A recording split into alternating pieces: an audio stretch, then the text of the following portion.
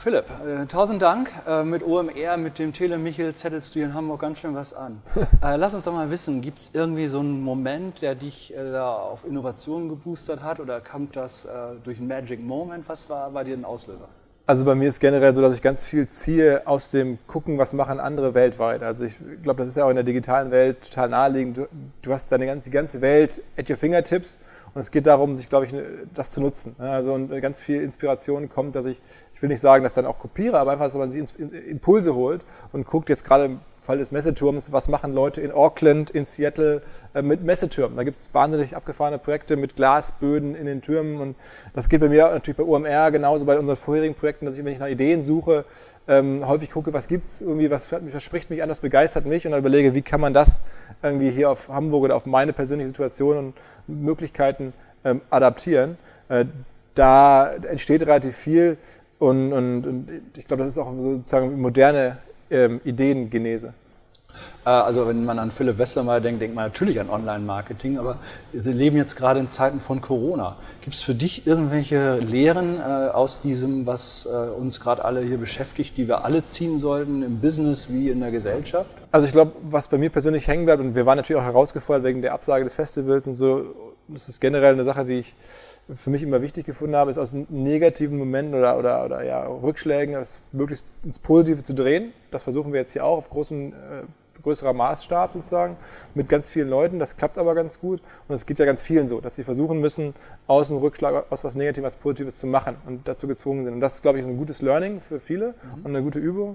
Und das Zweite ist, was mich irgendwie da bin ich nicht die Einzige, dem das aufgefallen ist, was auf einmal für Dinge möglich sind. Also während man nicht glauben konnte, dass es wirklich so Momente gibt, wo alle zu Hause bleiben, wo keine Flüge mehr gehen und all das war dann auf einmal so und dass dieser Spirit ein Stück weit erhalten bleibt, dass man auch jetzt im Sinne von Nachhaltigkeit, Klimaschutz ein paar Elemente dessen einfach beibehält und okay, das war da möglich, das muss jetzt auch möglich sein, wir sehen, es muss eine Verhaltensänderung her, die muss vielleicht nicht ganz so brutal hart sein wie jetzt bei Corona, aber generell, dass man sich traut, sowas zu machen und auch dagegen den Strich vorgeht, das halte ich für total wichtig, denn es gab ja über Jahre Situationen, wo uns, glaube ich, allen irgendwie ein bisschen nachdenken können, bewusst war, das kann nicht richtig sein. Also mein Lieblingsbeispiel ist 30 Euro oder 20 Euro Flug nach Mallorca, wo jedem, der ein bisschen was von Wirtschaft versteht, klar ist, das hat so viele negative externe Effekte, dieser Flug, die können da nicht eingepreist sein.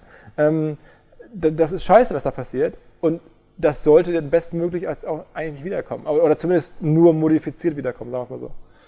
Du ziehst ja immer ein heißes Eisen nach dem anderen aus dem Hut und jetzt kommt der Telemichel. Kannst du uns schon ein bisschen verraten, was ihr da vorhabt im Team, was ihr da aufstellt? Also leider ist es ja noch ein paar Jahre weg, sozusagen, bis wir das eröffnen dürfen oder es eröffnet wird und wir dann da sozusagen uns ausleben können oder da mitmachen und die ganze Stadt auch irgendwie dazu einladen können. Insofern ist es doch ein bisschen schwieriger, aber was ich jetzt erlebe, ist, ganz viele Leute melden sich aktiv jetzt schon bei uns, obwohl es noch so weit weg ist und sagen, ey, ich hätte Ideen und wir wollen das machen, wir wollen schon was reservieren und so. Das ist natürlich super und genau das ist der Effekt, auf den wir auch setzen, dass halt wir nicht die eine Killer-Idee haben und sagen, genau das wird jetzt gefahren, sondern dass wir sozusagen die so ein bisschen kuratieren, aggregieren, wo sich halt Menschen und Verbände, Firmen melden können und sagen, das würden wir da gerne machen, wie geht das, wie kriegen wir das hin? Und ich glaube, dass das in Gang kommt, das spürt man jetzt schon. Und ganz besonders ist mir das aufgefallen, auch gerade im Kulturbereich, dass jetzt durch auch irgendwie namhafte Künstler, nicht direkt, aber zum Teil auch über Umwege gemeldet haben, wo man sagt, okay, krass, kenne ich eine international prominente Künstler und gesagt haben, okay, da gibt es scheinbar jetzt die Möglichkeit, mit so einem Turm zu arbeiten. Ich hätte Bock, da irgendwas zu machen und da ein Zeichen zu setzen, auch in dieser Zeit vielleicht, in der wir leben. Und da überlegen wir gerade jetzt so, geht das, kriegt man das hin, ist das sowas politisch sinnvoll, auch genehmigungsfähig und auch wirtschaftlich umsetzbar. Also ich glaube, da kommt in den nächsten Jahren eine Menge auf uns zu. Wir wollen versuchen, schon auch mit der Hilfe dieses Turms Hamburg irgendwie ein bisschen nach vorne zu bringen, klar. Also Hamburg nach vorne bringen, das ist ein super Übergang zu meiner nächsten Frage. Wo siehst du Hamburg? Wofür stehen wir und wie können wir uns weiterentwickeln? Also Hamburg ist jetzt schon extrem erfolgreich und ich lebe hier extrem gerne. Ich finde, die Stadt hat eine sehr hohe Lebensqualität. Das sieht man ja auch. Man will dann ja ein bisschen jetzt auf einmal, wie sagt man, leiden unter dem eigenen Erfolg. Der Zuzug nach Hamburg, was ja wünschenswert ist und auch schön ist so stark aber, dass ich das Gefühl habe, wenn man nicht aufpasst, verändert sich hier ein bisschen was. Das sieht man schon an einzelnen Immobilienprojekten und auch an den Problemen, die der ganze Zuzug mit sich bringt. Preise, also meine Sorge ist, wie können wir auch gerade für 2025 und so die Sachen konservieren und auch weiterentwickeln, die Hamburg immer stark gemacht haben. Also auch ein Ort sein für Gegenkultur, generell für Kultur. Musik kommt aus Hamburg seit Jahren, irgendwie kommt national führende Musiker oder relevante Musiker im Rap in allen Bereichen kommen aus Hamburg.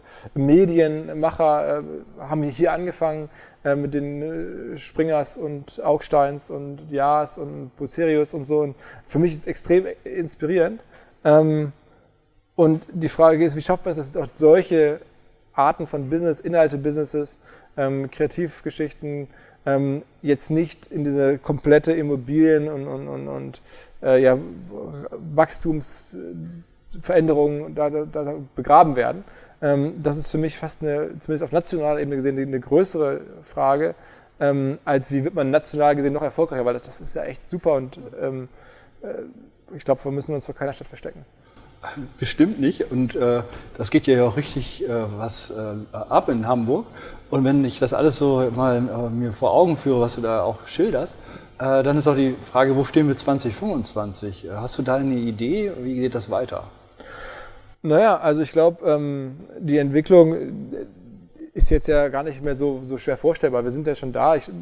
Was ich gerade sagte, ich frage mich eher, wie kriegt man das moderiert, dass man diese Sachen, die jetzt aufgegleist sind, dass die nicht in eine Richtung fahren, wo man es ja auch zum Teil schon sehen kann, die nicht wünschenswert ist. Ne? Dass das dann einfach nur noch über eine Stadt wird für Wohlhabende. Ich glaube aber, die Weichen sind gestellt. Es gibt ja auch Bereiche, wo Hamburg wirklich sehr, sehr gute Sachen jetzt schon macht im Bereich Mobilität.